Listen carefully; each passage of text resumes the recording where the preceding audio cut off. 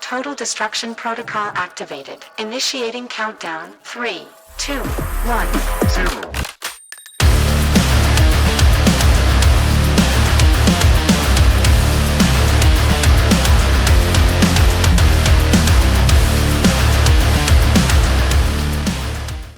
What's up, guys? It's Denny Pete. Welcome back to my channel, and most importantly, welcome to video 2 in my Aim Train series for EZ3. We're going to be, the last video we started to go over how to get dialed in, how to look for what your cursor or crosshair is doing when you're doing flick. This video, we're going to focus more on step 2, which is vertical recoil and what to kind of look for, how to train your eyes to see exactly what I'm talking about when I go through and I'm dialing in to get my sensitivity right. So if you feel like as you're watching too and it's not making sense, stick with this series, because the intent is not to just make 1 or 2 videos. I do want to make quite a few videos as we go. And I think it's going to make a lot more sense as you become kind of a student of this system to really see things. So it's going to start clicking, and then you'll be able to work with your friends and go through this stuff too. So with that, today we're going to kind of go over, I do want to walk through some of the next videos that we got coming up in the series. We're going to do a recap on the previous Aim Train session that I had, or the previous video 1, which is going over some of the flick. And then I'm going to get into the details of what to look for in this step 2, which is your ADS and recoil setting. So with that, let's go ahead and get started. And if you like the content so far, please give me a follow. Having a great time doing this stuff, and look forward to making more videos in the future. So it goes a long way if you guys want to support with the follow, and share any comments and feedback that you have below in the videos too. So really, like I said, I really appreciate it, guys. First, video 1 that we first went over, kind of the under and oversteering, or basically adjusting how to adjust your sensitivity based on your own DPI and mouse settings, but adjusting your flick so that you can get on target faster. That's kind of step 1 that I follow in EZ3. Video 2 now, we're going to start getting into adjusting your recoil, your ADS, and then different patterns to look for when you see your recoil in, as you're taking shots, learning what it's doing and what it means so that you can adjust out of it, so that you can fine tune it even more. And then video 3, that's going to be coming up in another week here, is going to be about how to go about repeating the cycle between steps 1 and 2, so that we can funnel into an even more fine-tuned system, so that no matter what, you're always kind of in an area of improvement. And then I do have some more videos, video 4 and 5, that are going to come out after that, probably within a week or 2 after video 3. And then the intent is to keep going with some more of these Aim Train videos. So I don't want it to just be kind of a 5-video series. I think we're going to probably take it to maybe up to 10 videos, so that there's enough information here that everyone can really start to learn this stuff. And then, I think I'll take a look at kind of the feedback that we're getting there, and if we're missing anything, or if we need to do a repeat of some of these steps, or recreate some of this content to make an overall good product for everyone to have going forward. So okay, so this is a recap for what we went over in step 1, or video 1, which is basically learning how to see the under and over when you're doing your flick. You need 3 targets minimum, and think of their center lines. Left and right of the targets need equal spacing for those targets.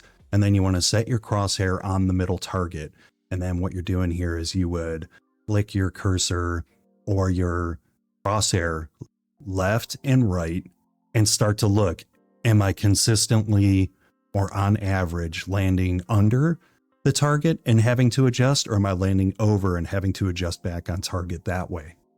Okay, so now if we look at that, say we'd set up targets, whether this is in the game, or, if you're in a build server, or if you're on an actual server and you wanted to set this up to check where you're at without actually leaving the game. To reiterate some of the points from step 1, you would basically put your crosshair on a center target. These 2 targets to the left and right are equally spaced. And then what you're doing is you, or having your duo, call out flick left and flick right. So if we do a flick left, See, I'm a little bit over, flick right, I'm a little bit on target, flick left, say I land under. You want to start to understand if you're landing consistently under or if you're on average, you know, if you're landing over. This will tell you how to adjust your sensitivity and, you know, rely on your duo to kind of help you see that too. But if you're consistently landing under, that means your sensitivity is too low for your flick or your regular sensitivity in game. If you're consistently landing over, then you need to adjust your sensitivity down following the calculated rule that we had from step 1 so that you're making even adjustments every single time. So again, it's a better visual. So the sensitivity that we're talking about adjusting is in your settings under options. We're talking about to adjust flick. We're talking about this mouse sensitivity right here. You can see mine is 0 because I'm running such a high DPI and I had to lower my settings so much. The range that's offered in options wasn't enough. So we have to go to our console setting over here and then type in input.sensitivity. And you can see in this case, my number that comes up is 0.015. I'm then taking that number as a starting point, plugging it into a calculator and dividing it by 10 so that I get, in this case, it's 0.0015. I'm just going to go ahead and use 0.001 for my adjustments. And then now when you're looking at your targets again, think about those adjustments underneath. So down here on the left target, you can see my starting point is 0.015. And I have a scale below it to understand if I need to adjust higher or lower. So for under and over, if I'm consistently getting shots that are landing, you know, if my flick is always landing here first in an under position, then to move it to get it to where it starts to land on target with my flick, I have to make some adjustments higher in my console setting until every time when I go to flick off my center target, I start to land here. And then we're going to just constantly train our eye to do that. In other cases, for some of you, you may land where, you know, if I flick over here, maybe all my flicks on average are landing, you know, in an over condition. In that case, we're going to go ahead and start to adjust down in the other direction. Your sensitivity is too high. You need to adjust it down again until you could start to get your shots landing right here. Now that we've taken a look and done a recap for step 1, step 2, we're going to start to focus on what that means for vertical recoil. We're going to be looking at this guy right here, mouse aiming sensitivity, which is your ADS. And we're going to get into basically following the same steps that we have, kind of like we did here. Really, it's the exact same steps, just a little bit different visual. So now we're on step 2, which is probably the most important. Well, maybe not the most important, but I mean, it's the one that's really going to get you dialed in specifically for Rust. Step 1 is one that applies mostly. You could use that for every game you play, anything that you're using a mouse where you have to, you know, quickly flick to a target. Step 1 is hands down the best way to get dialed in. Step 2, as we said for Rust, follows similar steps. So what we want to do is we want to open our console command and we want to type ADS and write down that number listed.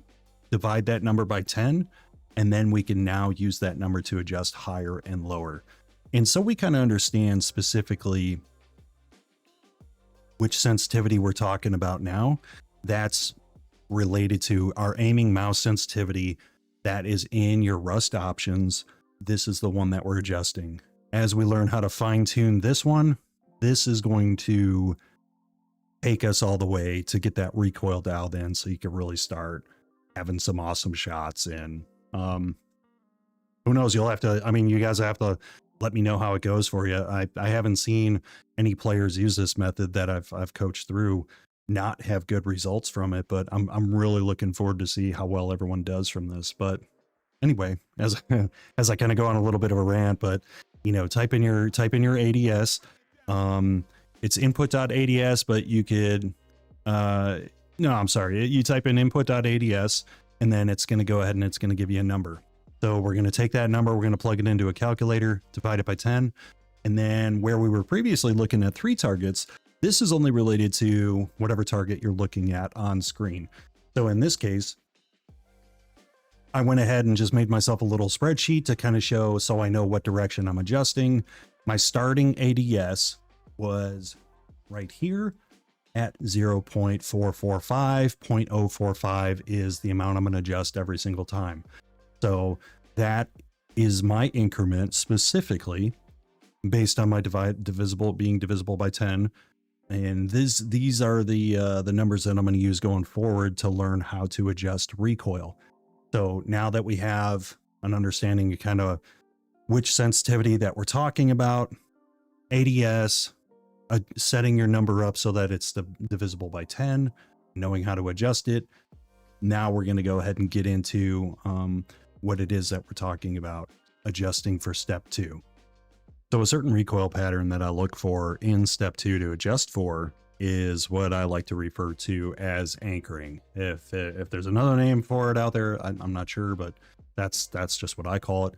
And for the sake of the EZ3 step process, that's what we're going to refer to as anchoring. So basically what happens is you're going to flick to a target and you start shooting, and the recoil pattern is going to start to feel stuck. And when it's stuck, you're basically running out of real estate on your mouse pad to where you're pulling down. Eventually, you're going to run out of desk space, and then, you know, the recoil is just going to drift vertically because you have to lift the mouse up to readjust. And the only way to adjust out of anchoring is by increasing your ADS sense to avoid the anchoring. You basically, you want your recoil pattern stuck, but you want it adjustable. So when I refer to it as being just kind of anchored, it's completely stuck. No matter how much you pull down on your mouse, it feels like you just can't get it to move. It is literally you're just stuck pulling down and it won't go anywhere. So visually, if we look on the screen now that I have my crosshair on screen, imagine you flick too high of a target and then you start shooting and you start noticing that your shots are too high, but you want to pull down on your mouse and it's just not going anywhere. This is what I'm talking about when I'm talking about anchoring. And then eventually you're pulling down and you start to run out of desk space, and then you lift up the mouse and your cursor just drifts off. That's what we call anchoring. So opposite of anchoring is what I refer to as slicing. So imagine for a second you flick to a target, your recoil pattern when you see it on screen, it just needs constant adjustment. You literally feel like you're riding a bull with your recoil. That's what I like to call slicing. And to adjust out of slicing, you have to decrease your ADS sensitivity to remove slicing. Now, slicing is probably the one that I like to work with the most because it's a lot more obvious than anchoring. So slicing, when you get on target, now I have cursor on screen, you would basically, you go over to your target and you notice you start chopping, your recoil pattern is there, and you notice that you're slicing kind of down and you're having to readjust, you're having to let go of the mouse, you're slicing down in different directions. You're constantly having to kind of let go while you're pulling down to readjust. And then eventually you kind of slice down, and then you shoot way off of the target because your ADS is just so sensitive that you can't get consistent. And that's what we're talking about with slicing. If I had to look at this off on the side of the target, your recoil's there, but you're slicing down, and then you're going good. It's consistent. You slice down again, slice down, or shoot up way to the right. That's what I'm talking about when I'm talking about slicing. So this is where you want to adjust your ADS sense down to remove these little slices. So as you're looking at your targets, as you're seeing recoil in game, start to pay attention to when you were shooting if you're slicing down too much. Once in a while doesn't matter. Once is maybe just a fluke. But if you are consistently having to let go of the mouse or let go of your pull down when you're doing your recoil, that's what we see as slicing. But like I said, that's the one that I want to adjust for the most because I know it's a pretty obvious direction change. I just need to adjust my ADS down until it feels like it's anchored with the ability to slice down if I meaningly pull down on the mouse to make it slice. So as you start to go in and start doing some aim training practice, I want you to start thinking about step 1 and step 2, walk through those in sequence. So you want to do step 1, you want to adjust yourself for your flick. You want to take whatever your sensitivity level is, divide it by 10, and that's your adjustment increment to get your flick correct. So step 2 of the EZ3 system is adjusting for recoil. So as I kind of showed you, the 2 different items to spot, which are basically the most important, which is anchoring and slicing. Start to look for those patterns while you're doing your flick training and adjusting recoil. Same steps kind of follow. You want to go on ahead and type ADS into your console command, divide that number by 10, and that's going to be your adjustment increment until that you can walk your recoil into a certain direction to where it feels a lot more consistent to eliminated.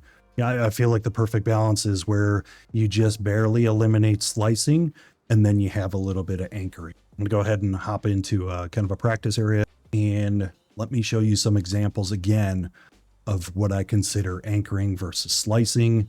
And then that will go ahead and kind of conclude video number 2. So let's get into it. So I hopped in Perfect Aim Train, and to kind of demonstrate this, what I want to do is I went into just kind of the target area. My recoil is kind of set up, where I want it to be. So when I look for a good recoil pattern or being able to adjust it, I know that it kicks up a little bit, but I have the ability to kind of adjust down as I need to. So if I'm recoiling, I can forcefully pull through the target. When you're anchoring, it feels like you're stuck, and then you see how it kind of drifts off a little bit. That's because no matter how much you try to forcefully go through that recoil, it just seems like it's stuck and you can't manipulate it at all. And that's where you need to adjust your sensitivity up a little bit. Slicing, to demonstrate this a little bit. So I'm at 0. If we look in here, 0.445. That's kind of my starting value. I'm going to go ahead and enter that there so I can remember it. And then what I want to do is to greatly exaggerate this. To exaggerate this, I'm going to set it to 0.8 to give you an idea, which is a sensitivity that's much higher than I'm used to.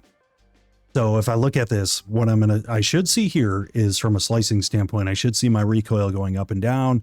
I should also see it kind of slicing through, and then it'll kick up off to the right.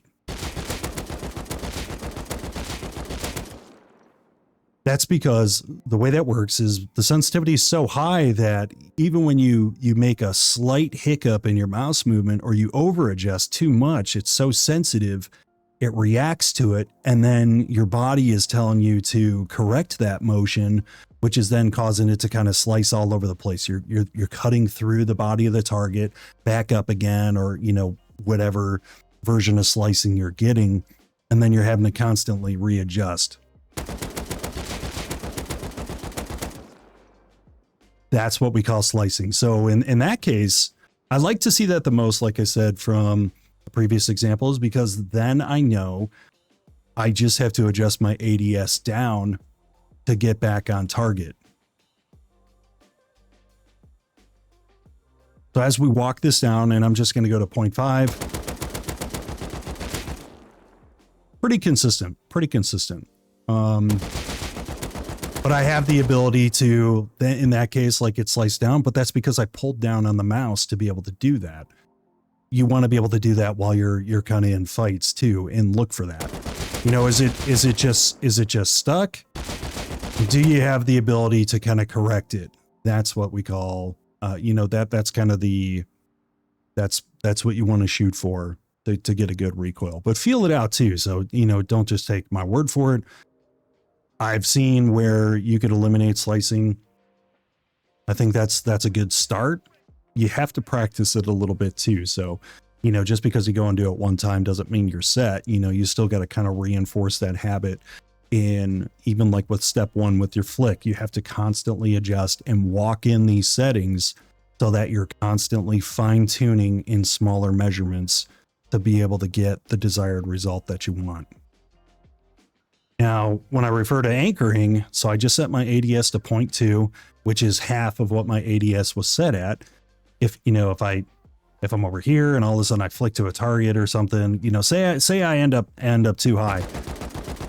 And it seems like no matter how much I pull down, it's really fighting me. It's kind of anchored in one direction. I really have to pull this down. I can't even, no matter how much I pull that down, I can't get it to change direction. This is way too much. And you see how it kind of pockets? I can get the recoil to stay for a little bit and hold for the first couple shots, but eventually it kicks up to the right. I run out of desk space. I don't have the real estate on my desk to be able to forcefully adjust that recoil in the right direction. So now when I adjust it back, now I'm back at the, I put it back to 0.441, which is closer to what I started at. I could recoil and I could pull down. So you can see I'm here, which is more consistent, or I could pull down like you just seen there. And that's kind of the happy medium of what you want to shoot for when you're adjusting for step 2, which is your ADS in the EZ3 system. So I hope those examples kind of help you with learning to visually train your eyes, kind of the, you know, the same way that I'm looking at this. I'm so used to looking at it, so it's a little bit different trying to teach it. I'm used to kind of coaching some players through it, which is still a little bit differently. Now I'm trying to make actual content to kind of teach this thing. So I hope it starts to click. I really would like to see you guys get better with your flick and your recoil and start landing some good shots while you're in game. Then it's gonna, you know, maybe it'll get kind of like what I consistently get in some of my streams when people pop in. Some people just flat out accuse me of cheating, which I think is crazy. I get it, but here I am just kind of spilling the beans on what I'm doing to get my recoil dialed in. So eventually it does, not to sound bad, it does in a way kind of look like you're scripting, because you're going to get so good at it that you're going to be so dialed in. When you flick to a target and then you start your recoil pattern, it looks like you're stuck in the same spot where you're just landing your shots. So, but that concludes video 2. Video 3 is going to kind of reinforce steps 1 and 2, which is kind of the third step of EZ3. Let me know in the comments what you guys think. Let me know any feedback and stuff. I do want to make some more videos, like I said, to really keep sending this home so that it's more like a much longer learning experience instead of like kind of a one and done video. We'll have some more examples, but anyway, thanks so much guys for hanging out, and be sure to click that follow, and I look forward to seeing you guys in the future.